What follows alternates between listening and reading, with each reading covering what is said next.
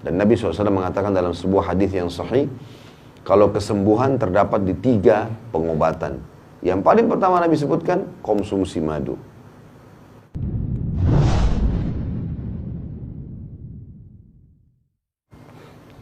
Coba kita tadabburi beberapa ayat teman-teman sekalian.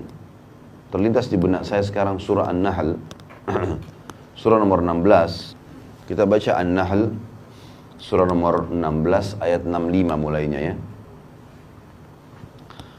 Kita lihat bagaimana sang pencipta Allah memperkenalkan dirinya kepada kita dan menjelaskan kalau kita sebenarnya bisa berinteraksi dengan Allah setiap saat.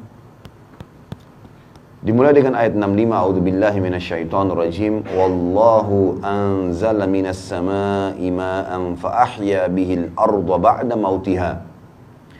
Inna fi dzalika laayatan liqaumin yasma'un. Allah lah satu-satunya yang telah menurunkan dari langit air hujan. Dan dengan air itu dihidupkannya lah bumi sesudah mati. Siapa orang di antara kita teman-teman yang tidak bisa lihat air hujan? Selama hidup kita sering kita lihat bagaimana bisa air sebanyak itu ya, turun, dan ada waktu dia turun, ada waktu dia berhenti, dan kita manusia tidak punya campur tangan sama sekali di situ. Bahkan kita cuma tahu kalau hujan berlindung darinya. Kalau panas kita malah berharap turun hujan. Allah satu-satunya yang telah mengaku itu teman-teman, dan belum pernah ada yang mengaku itu. Pawang hujan pun hanya bisa mengatakan dia berusaha. Itu pun di waktu tertentu, di tempat tertentu saja, dengan menggunakan tenaga-tenaga jin dengan kesyirikan kepada Allah. Tapi sang pencipta Allah menurunkan hujan dari langit dan menghidupkan bumi yang telah mati, maksudnya kering. Sesungguhnya pada yang demikian itu, fenomena turunnya hujan, benar-benar terdapat tanda-tanda kebesaran Tuhan bagi orang-orang yang mau mendengarkan, mau belajar, mau berenungi masalah itu. Ayat 66-nya, Wa inna lakum fil an'ami la'ibrah, nusqikum mimma fi butunihi min baini farthin min baini farthin wa damin labanan khalisan sa'igan lisyaribin. Maaf saya ulangi. Wa inna lakum fil an'ami la'ibrah, nusqikum mimma fi butunihi min baini farthin wa damin labanan khalisan sa'igan lisyaribin. Dan sungguhnya pada binatang ternak, kambing, sapi, unta, benar-benar terdapat pelajaran bagi kalian. Kami memberikan kalian minum dari apa yang berada dalam perut hewan ternak tersebut, berupa susu yang bersih antara kotoran dan darah. Jadi susunya sapi, susunya kambing itu lewat di antara kotorannya dia dengan darahnya. Kok bisa keluar susu yang rasanya enak, baunya nyaman, ya, juga berfungsi bagi anggota tubuh, padahal dia lewat di antara darah yang bau dan kotor juga dengan kotoran. Kata Allah, yang mudah untuk ditelan bagi orang-orang yang meminumnya. Susu kita bisa lihat tiap hari, tahu dia ada nutrisi tubuh kita. Dari mana itu?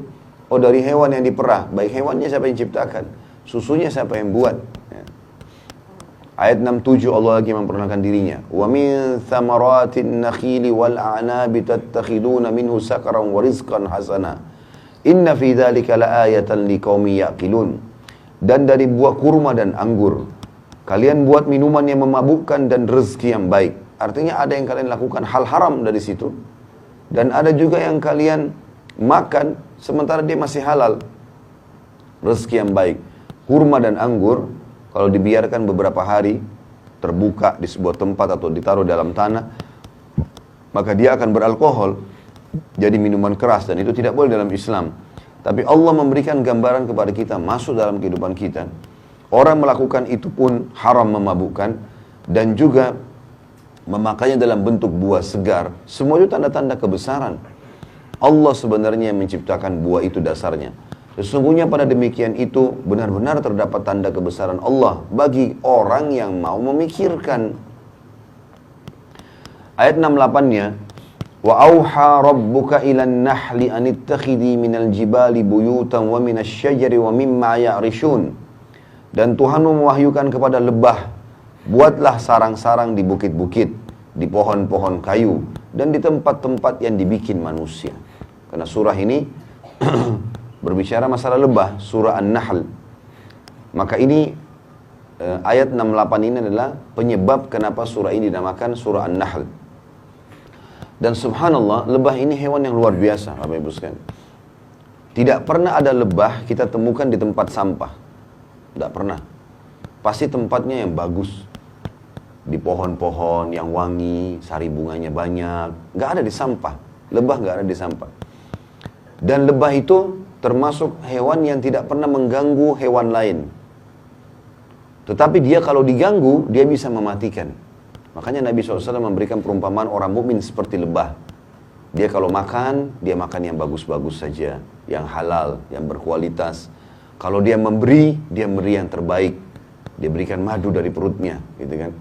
Dan kalau dia hinggap di sebuah tempat, dia tidak merusaknya. Orang mukmin kalau datang selalu menjadikan kebaikan pada dirinya dan pada sekitarnya. Dan Allah memerintahkan lebah tersebut disuruh buat sarang-sarang di bukit-bukit dan pohon-pohon kayu dan tempat-tempat dibikin manusia. Sarang-sarangnya ini sebuah keajaiban tersendiri. Bagaimana di situ bisa diletakkan madu yang kita tahu madu itu bobotnya sangat berat. Ayat 69 Allah menjelaskan apa yang diperintahkan kepada lebah tersebut. Thumma kuli min kulli thamarati fasluki subula rabbiki dhulula. Yakhruju min butuniha syarabun mukhtalifun alwanuhu fihi shifa'un linnas. Inna fi dzalika laayatan liqaumin yatafakkarun. Kemudian kami perintahkan juga kepada lebah, makanlah dari tiap-tiap macam buah-buahan dan tempuhlah jalan Tuhanmu yang telah dimudahkan bagimu. Kata ulama tafsir, maksudnya tempuh jalan yang dimudahkan itu adalah lebah itu berkelompok-kelompok. Ada lebah khusus ditugaskan oleh lebah-lebah itu dengan izin Allah. Dan saya pernah lihat sendiri cuplikannya. Bagaimana dia khusus untuk mencari lokasi-lokasi yang ada sari bunga yang baik. Dan setelah itu dia kembali ke sarangnya menyampaikan ke teman-temannya dan sangat detail. Saya lihat cuplikannya sendiri. Ilmuwan-ilmuwan kita manusia dengan izin Allah tentunya coba menangkap lebah-lebah itu. Mereka pelajari lalu dijepit lalu dikasih tanda cat di atas badannya. Kalau lebah-lebah ini akan terbang dan dibiarkan terbang, kemudian diletakkan kamera yang luar biasa, sensitif sekali, bisa ikut dengan lebah itu. Jadi lebah itu kemana? Kamera itu ada, jadi kita seperti menonton lebah ini sedang terbang. Lalu dia jalan jauh sekali sampai dia temukan sari-sari bunga yang banyak. Di gunung-gunung, di lembah-lembah. Kemudian dia setelah dapat, dia nggak ngambil sari bunga itu, padahal sari bunga itu makanan favoritnya dia. Dia pulang, kemudian dia sampaikan ke teman-temannya di sarang. Dan uniknya diperlihatkan di situ. Bagaimana lebah itu memberikan gambaran kepada teman-temannya tentang jarak dan tempat sari bunga itu. Dengan cara menggoyang-goyangkan badannya dengan hitungan tertentu dan sayapnya ke arah barat, ke arah timur. Kata para ilmuwan, ini kalau kita ikutin secara ilmiah dan diikutin oleh para ilmuwan tersebut, tempatnya tepat. Seperti orang yang sedang memberikan isyarat ke arah timur sekian kilometer, ke arah barat sekian, dan seterusnya. Dan ditemukan sari bunga itu betul-betul ada. Dan ini tidak mungkin model hewan seperti lebah yang kecil, kemudian punya pemahaman seperti ini kalau memang tidak ada Tuhannya. Allah turunkan khusus buat kita orang beriman surah An-Nahl untuk menjelaskan itu. Lalu kata Allah, setelah dikatakan, dan tempuhlah jalan Tuhanmu yang telah dimudahkan bagimu, dari perut lebah itu keluar minuman atau madu yang bermacam-macam warnanya. Ada madu putih, madu hitam, madu coklat, madu merah. Dan di dalam madu itu terdapat obat yang menyembuhkan bagi manusia.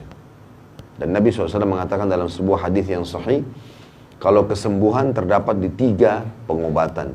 Yang paling pertama Nabi sebutkan, konsumsi madu. Dan ini saran saja teman-teman sekalian. Sehat atau sakit, jangan pernah tinggalkan madu minimal 1 sendok 1 hari. Cari madu yang asli, konsumsi. Baik itu dicampur ya, di air atau mungkin dikonsumsi secara langsung. Bahkan kalau saya pribadi menggunakan cara minum teh pun saya nggak pakai gula lagi, madu. Minum kopi pun pakai madu. Ya. Kalau apapun air putih dicampur dengan madu, itu sangat baik. Ya.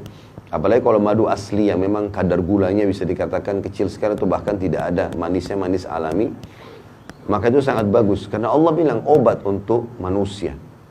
Sebagian ulama bahkan mengatakan makna tafsir ayat ini adalah obat untuk semua penyakitnya. Kata Nabi SAW, kesembuhan ada di 3, dikonsumsi madu, dibekam, ya, mengeluarkan darah dengan cara dikop darah kotor, dan itu tepatnya tanggal paling bagusnya tanggal 17, 19, dan 21 dari bulan Hijriah. Terlebih lagi kalau Bapak Ibu ikutin dengan puasa Ayyamul Bid 13, 14, 15 dari bulan Hijriah, kemudian yang pahalanya sama dengan puasa setahun ya. Kata Nabi SAW, puasa 3 hari setiap bulan pahalanya sama dengan setahun.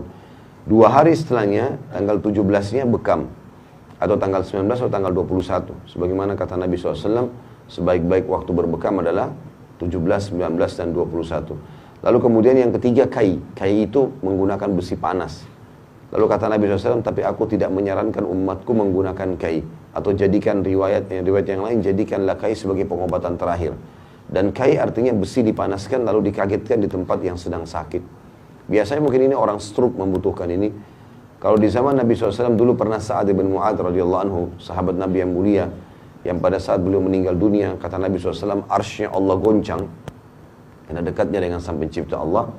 Itu sempat daerah wilayah dadahnya atau sekitar dadahnya kena panahnya orang Quraisy, dan beberapa urat-urat sarafnya putus. Maka ngeluarin darah terus non-stop.